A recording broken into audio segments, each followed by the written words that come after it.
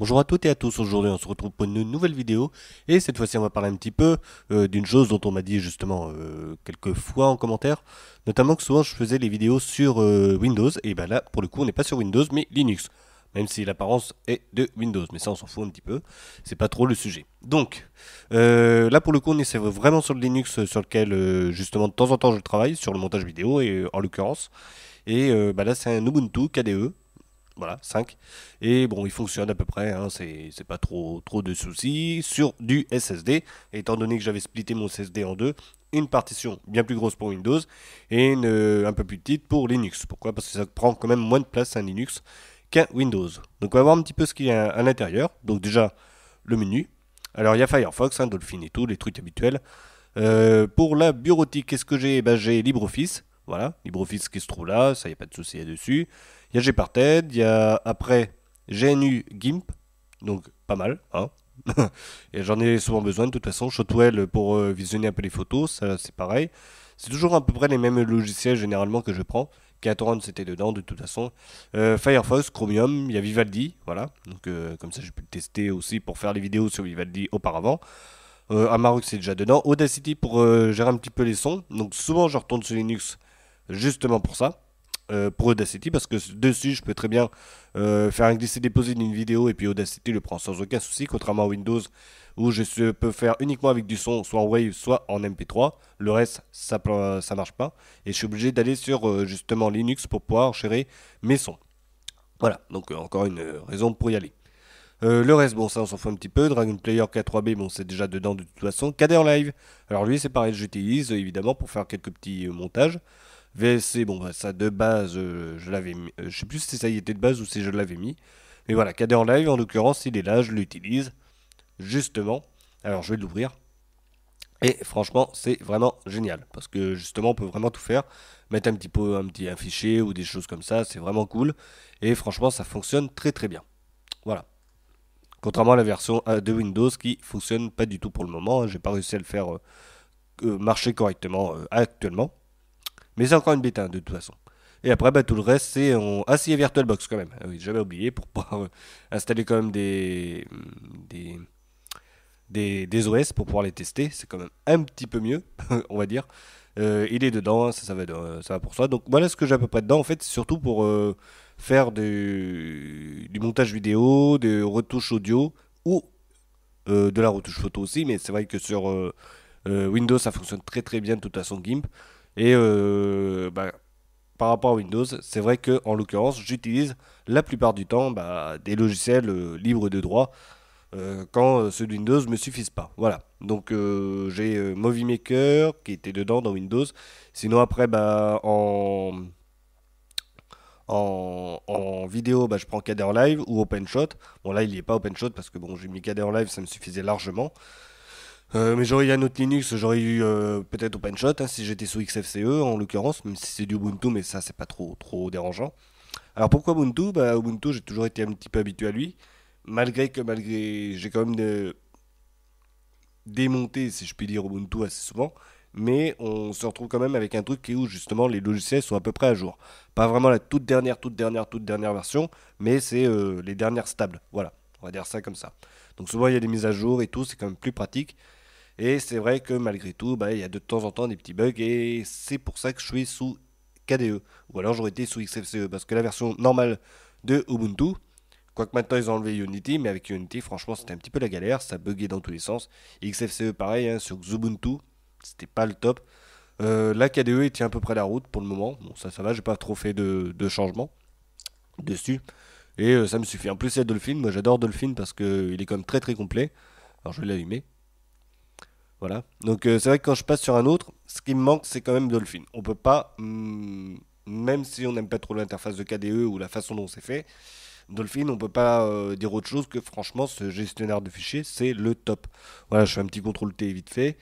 Voilà, pour ouvrir un autre onglet. Je peux scinder mes fenêtres et puis ouvrir, bah, par exemple, les documents qui sont là.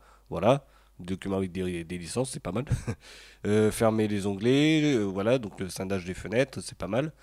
Voir différentes options. Après, si j'ai FFmpeg, je peux le configurer pour faire une visio de toutes les vidéos, quel que soit le format. On peut voir une prévisualisation des vidéos, des photos, même sur GIMP, alors que les autres gestionnaires de fichiers le prennent pas.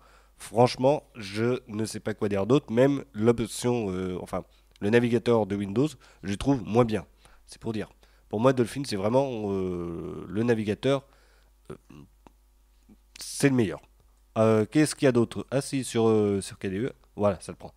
J'ai la possibilité de faire un petit peu comme sur Windows, voilà.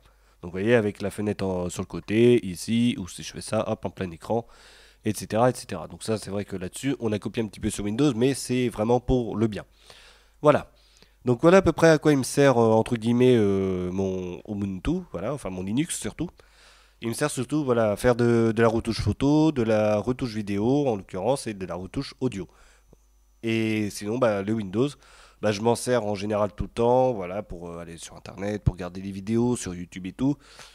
Même si je fais des vidéos pour YouTube, je regarde beaucoup de choses, que ce soit sur Linux ou d'autres, hein.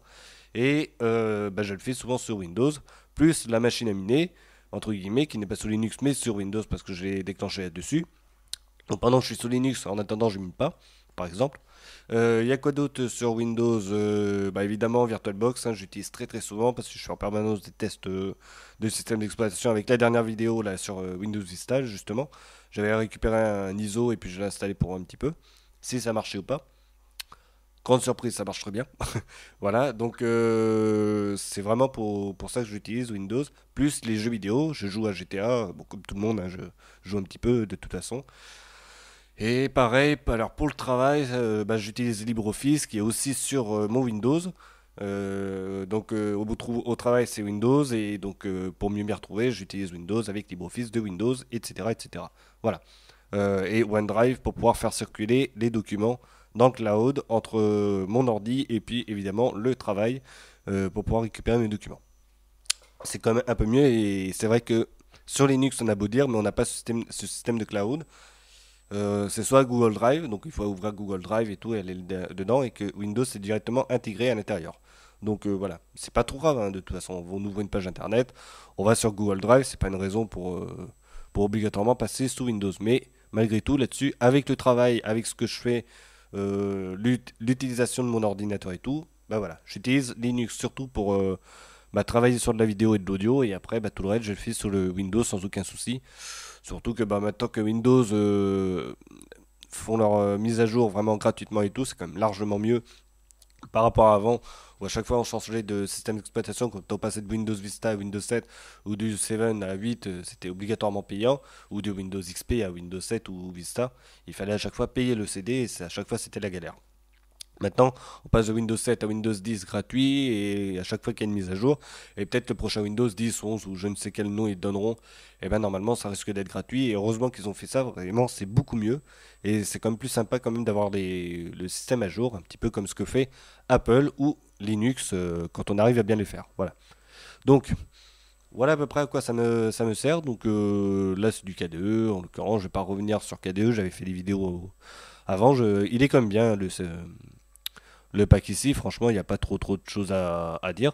On a ce qu'il faut. Donc c'est impeccable. Il prend mon écran, il est en 21 e sans aucun souci. J'ai pas de fioriture là-dessus. Franchement, j'ai tout qui fonctionne sans problème. Là, si je fais les apparences, voilà, décoration des fenêtres. Hop. Donc on a tout. Bah, je peux choisir, hein, de toute façon. L'un, l'autre, peu importe. Hop, brise, par exemple. Ou ambiance. Je vais le mettre à appliquer. Hop là. Et voilà. Et là, vous l'avez. Voilà. Donc voilà à quoi en gros ça me sert. C'est juste voilà par rapport aux commentaires, il y en avait une personne justement ou plusieurs, je sais plus, qui m'avait dit justement qu'à chaque fois on démarrait sur Windows et après on voyait les systèmes Linux. De toute façon, pour prendre les screenshots, c'est Cam Studio. Cam Studio c'est open source. On va dire que entre guillemets, je respecte un petit peu la philosophie du logiciel libre, que ce soit sous Windows ou sous Linux. Voilà, en fait on retrouve toujours le même truc au final. Il y a juste macOS ou OS X maintenant, c'est un petit peu changé. Enfin, je sais plus, à chaque fois ils changent de nom. Sur la machine virtuelle, c'est sur du VMware. VMware, là par contre, c'est du commercial et c'est pas du tout du logiciel libre.